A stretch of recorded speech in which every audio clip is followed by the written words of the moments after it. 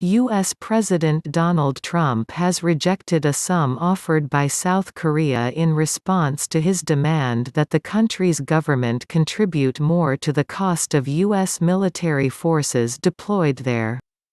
"Now they've offered us a certain amount of money and I've rejected it," Trump said at a White House news conference on Monday, adding that Seoul was paying about $1 billion a year towards the cost of stationing between 28,000 and 32,000 U.S. troops there.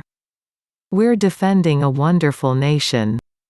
We're asking them to pay for a big percentage of what we're doing. It's not fair. It's a question of will they contribute toward the defense of their own nation," Trump added.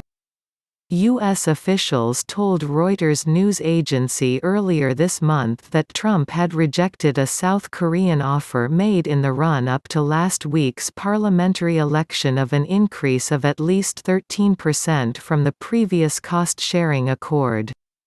"We're doing a tremendous service. We have a wonderful feeling and a wonderful relationship with each other, but we have to be treated equitably and fairly," Trump said.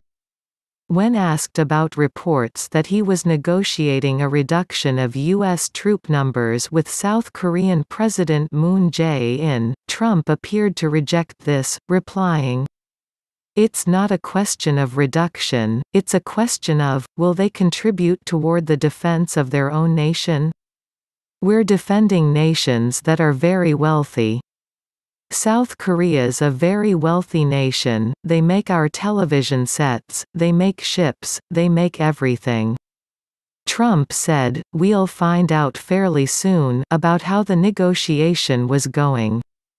The White House said at the weekend that Trump spoke to Moon on Saturday and expressed appreciation for South Korea's help in procuring COVID-19 tests for the United States. It said they also discussed ways to strengthen the security relationship. Late last year, talks between the U.S. and South Korea over the cost of hosting American troops collapsed after the two parties failed to agree on the amount that Seoul should pay. South Korean legislators said U.S. officials had demanded up to $5 billion a year, about 5 times the $1.04 trillion won $896 million Seoul agreed to pay in 2019 for hosting the 28,500 American troops.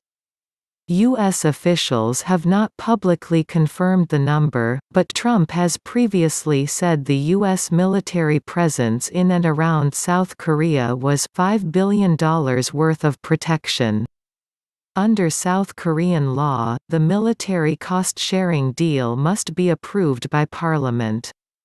Governing party legislators have said this week they will refuse to ratify any excessive outcome of the current negotiations that deviate from the established principle and structure of the agreements for about 30 years.